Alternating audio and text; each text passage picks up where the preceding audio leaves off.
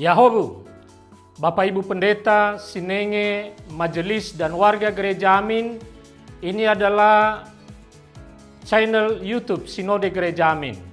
Karena itu, bagi yang mencintai Gereja Amin, tontonlah, subscribe, like, dan bagikan. Gereja Amin yang tangguh, mandiri, dan peduli. Tuhan Yesus memberkati.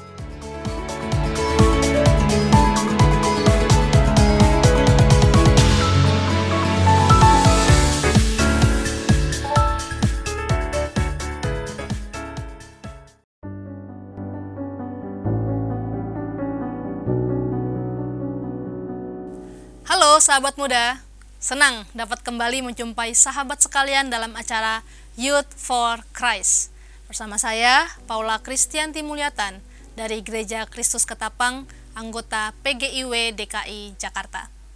Renungan kita hari ini, Jumat 11 Juli 2025, dituliskan oleh Ibu Eli Diah Praptanti dengan judul Blessings in Disguise, yang didasarkan kepada Kisah Para Rasul 7 ayat yang ke-9 sampai 16. Sebelum itu, mari kita berdoa. Ya Bapa, tolong kami ketika kami membaca dan merenungkan firman-Mu, agar firman-Mu boleh mengubahkan setiap hidup dan pikiran kami. Tolong kami ya Roh Kudus, hanya dalam nama-Mu Tuhan Yesus, kami sudah berdoa. Amin. Sahabat, nats yang akan menjadi pusat refleksi kita hari ini adalah Kisah Para Rasul 7 ayat yang ke-9 dan 10. Tetapi Allah menyertai dia dan melepaskannya dari segala penindasan. Firaun mengangkatnya menjadi kuasa atas tanah Mesir. Sahabat muda, pernahkah kamu mengalami momen yang tidak menyenangkan? Sesuatu yang terasa seperti masalah besar atau bahkan kegagalan. Misalnya, ditinggalkan oleh kekasihmu. Kamu mungkin merasa bahwa dialah yang terbaik dalam hidupmu, sehingga kamu merasa sangat hancur saat kehilangannya. Namun kemudian, setelah waktu berlalu, kamu menyadari bahwa dia bukanlah yang terbaik.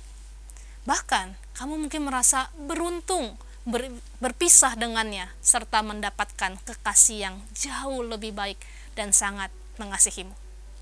Kisah Para Rasul 7 ayat yang ke-9 sampai 16 adalah bagian dari jawaban Stefanus di hadapan Mahkamah Agama di Yerusalem.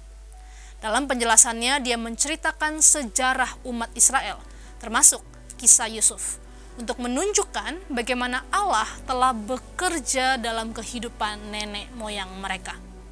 Meskipun Yusuf mengalami pengkhianatan dan kesulitan, Tuhan tetap menyertai dan melindunginya, bahkan menjadikannya berkat bagi keluarganya.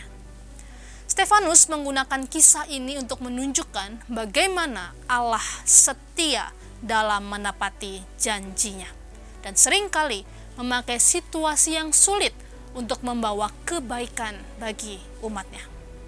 Sahabat muda, dalam hidup ini tidak semua berkat datang dengan cara yang kita harapkan. Kadang Tuhan mengizinkan hal-hal sulit terjadi untuk mempersiapkan kita menerima sesuatu yang lebih besar. Kadang sesuatu diambil dari kita untuk digantikan dengan hal yang jauh lebih baik. Saat mengalaminya, mungkin kita belum mengerti. Namun, tetaplah percaya kepadanya dan nantikan keajaibannya. Kadang, berkat yang paling besar datang dalam kemasan yang tampak buruk, tetapi di dalamnya Tuhan menyimpan kebaikan dan masa depan yang indah.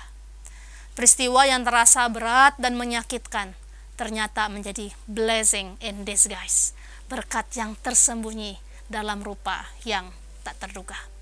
Mari kita berdoa.